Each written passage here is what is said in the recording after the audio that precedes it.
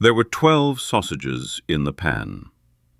The boy who cooked them had handed one to everyone, and the pan was empty.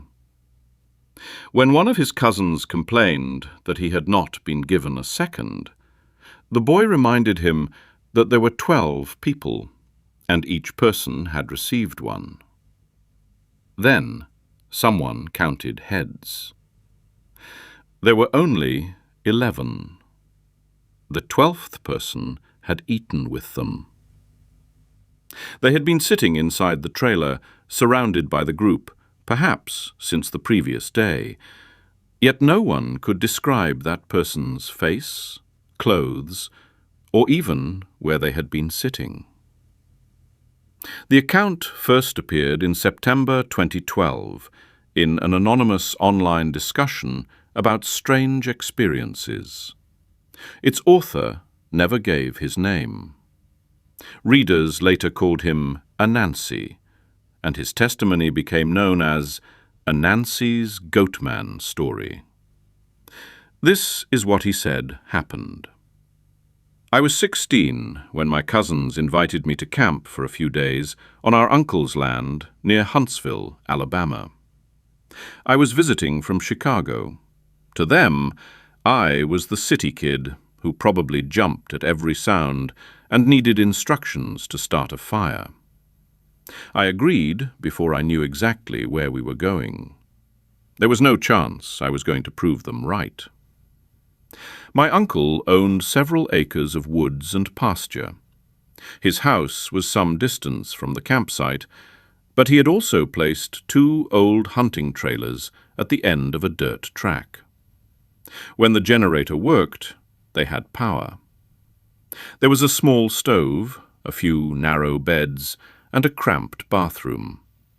It was not comfortable, but to a group of teenagers, it looked like a place where we could do whatever we wanted without adults checking on us. There were 11 of us, 6 boys and 5 girls, all between 15 and 17. Some were family. The rest were friends of my cousins. I knew Rooster and Junior well, but several people in the group were strangers to me until that day. We had brought enough food and supplies to last several days: drinks, bread, meat from the family farm, flashlights, blankets, and more confidence than experience. As soon as we reached the trailers, several of us noticed an odd smell. It reminded me of the air before a thunderstorm, when everything feels charged and rain seems close, even though the sky is still clear. Nothing was burning. We found no damaged wires, and no appliances had been left on. The smell was faint, so we opened the windows and forgot about it. The afternoon was hot. We walked down to a creek, swam for a while, threw a football around, and shoved one another into the water. That was where an older man and a boy our age stepped out of the brush. The man carried a shotgun loosely across one arm. He was not threatening us. He only wanted to know what a crowd of kids was doing so far into the woods. When I told him my uncle's name, he relaxed. He knew the family. The boy was his son, Tanner, and their property bordered my uncle's land. Before leaving, Tanner's father warned us to stay together. Something large had been moving through the area. A few days earlier, one of their pigs had been found torn apart and half eaten. He suspected coyotes or some kind of large cat, though neither explanation felt quite right.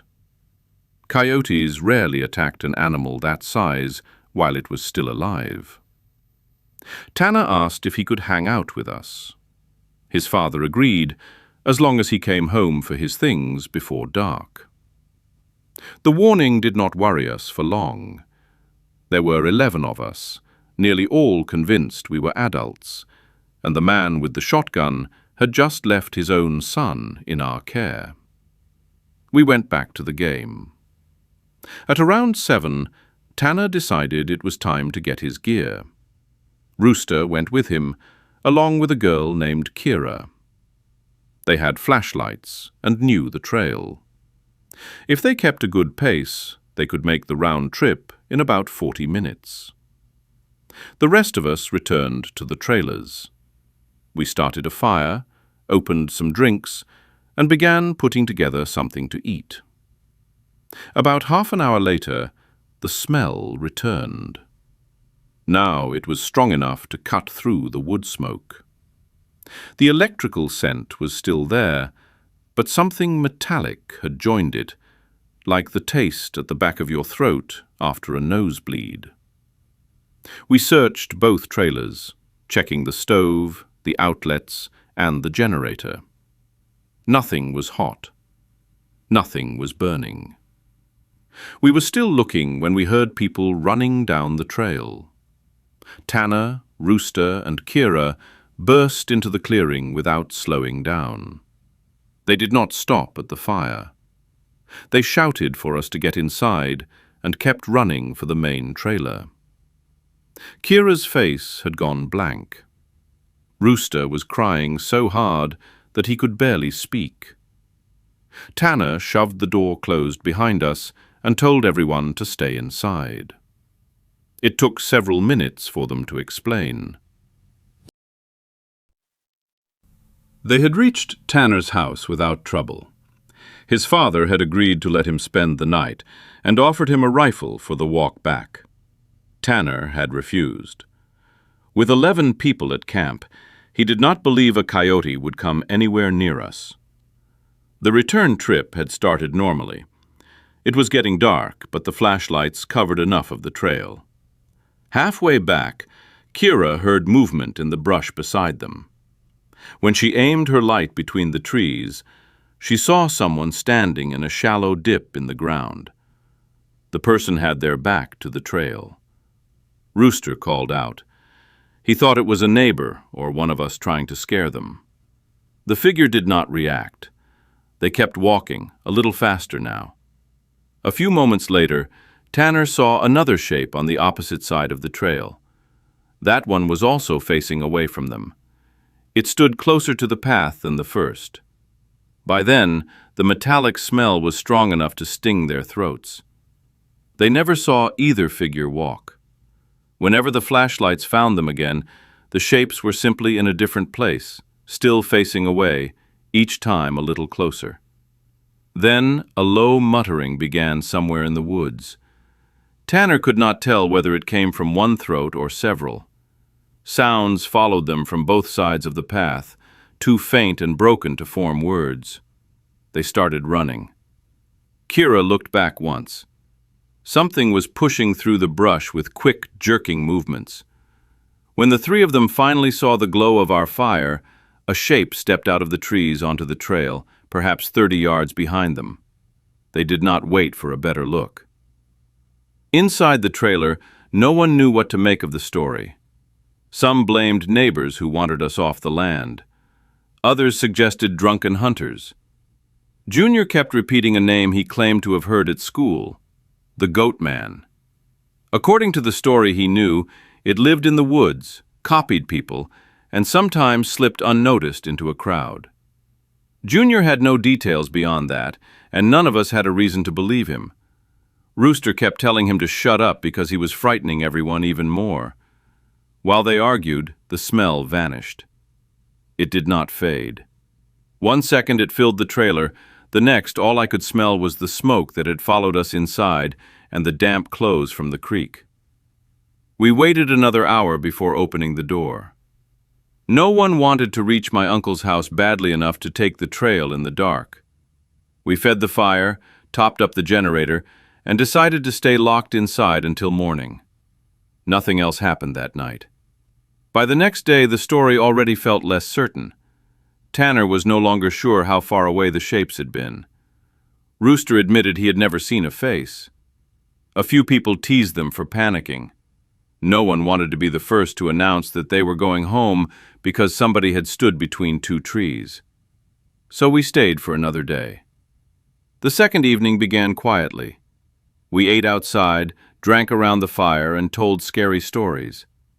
At about 1 in the morning, while one of my cousins finished a story I no longer remember, the smell rolled over the campsite again. It was so strong that one of the girls leaned behind a chair and vomited. The air felt damp and heavy. Smoke hung close to the ground. I said we should go inside. This time no one argued. We crowded into the main trailer. Every bench was taken. Several people sat on the floor while others stood near the tiny kitchen.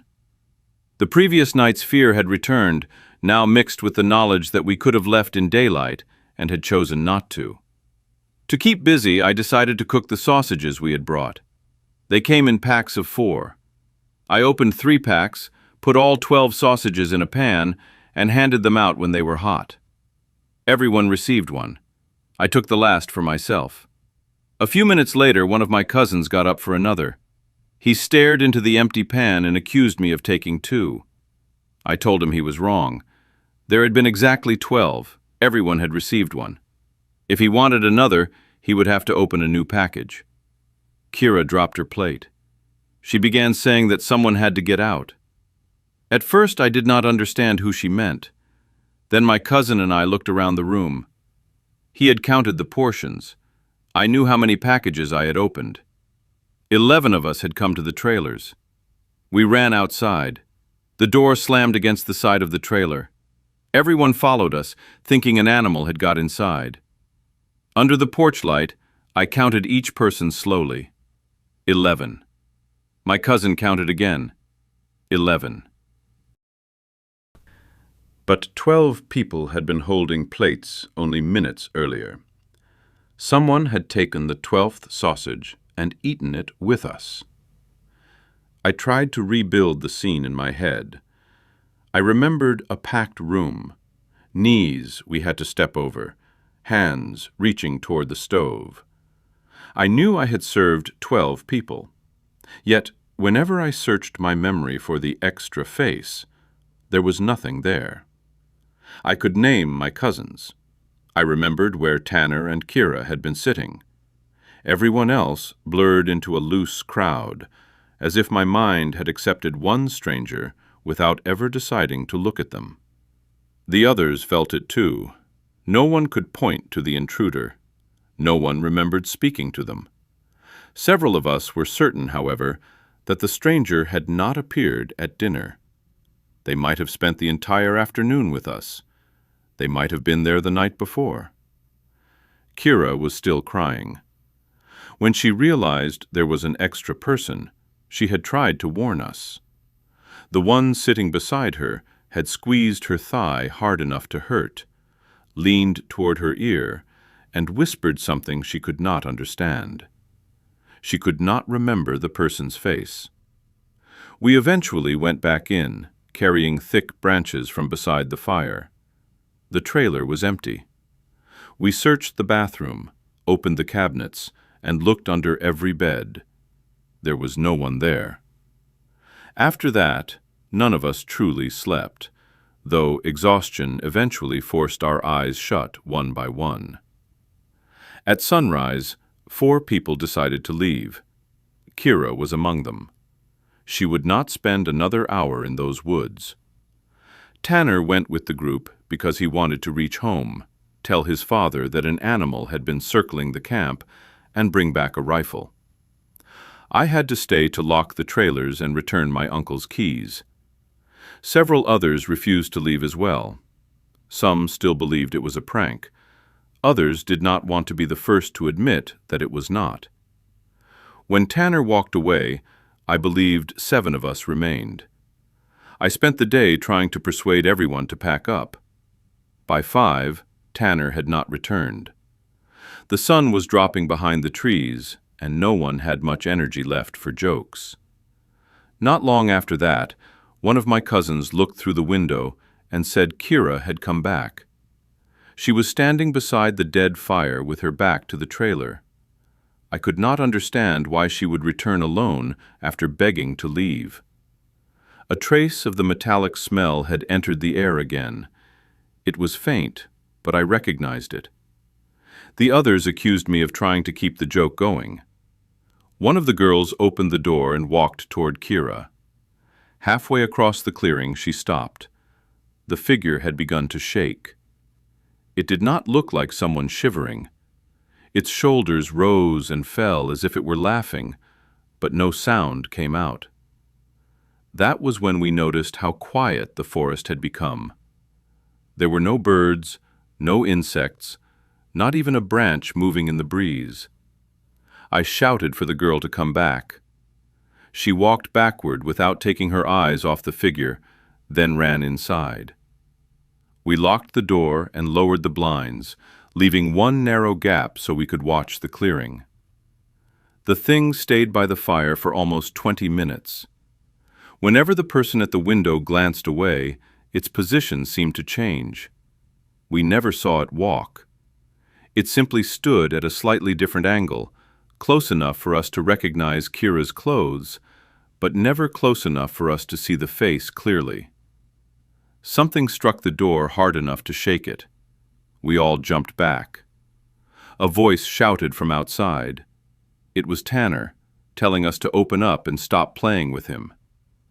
When we let him in, he was carrying a rifle and 2 boxes of ammunition. The clearing behind him was empty.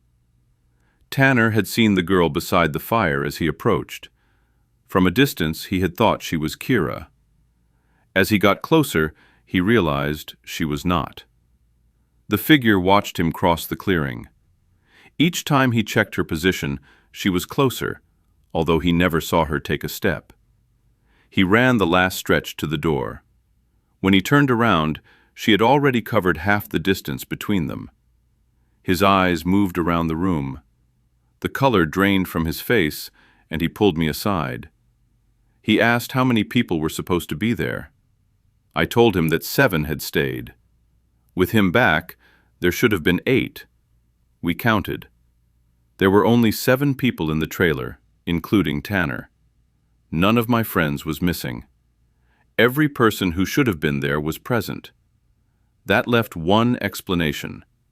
After the others departed, there had never been 7 human beings in the trailer.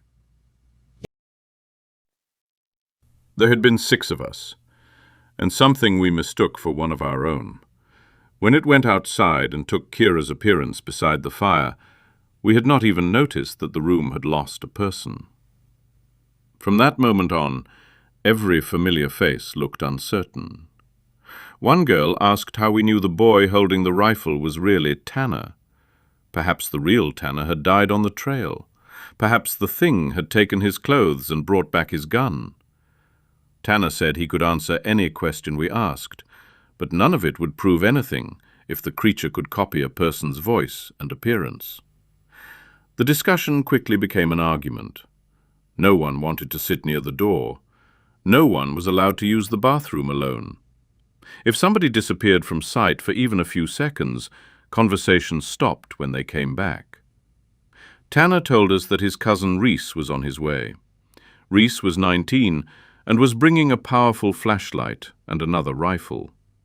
Once morning came, all of us would take the trail to Tanner's house. Reese arrived as the sky turned orange through the trees. He stepped inside, looked over his shoulder twice, and asked where our other friend was. He had met a girl on the trail. She stood in the middle of the path and stared without answering him. Assuming she belonged to our group, Reese invited her to walk with him. She fell in behind. Reese slowed down so she could catch up. The girl slowed too.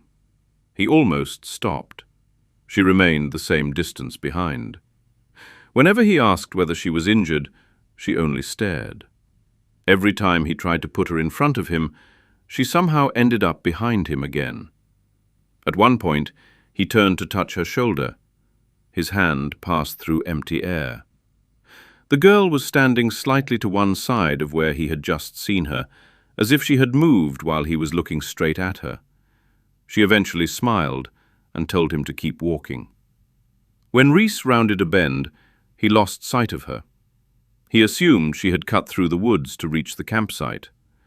For the rest of the walk, he smelled hot blood and scorched hair.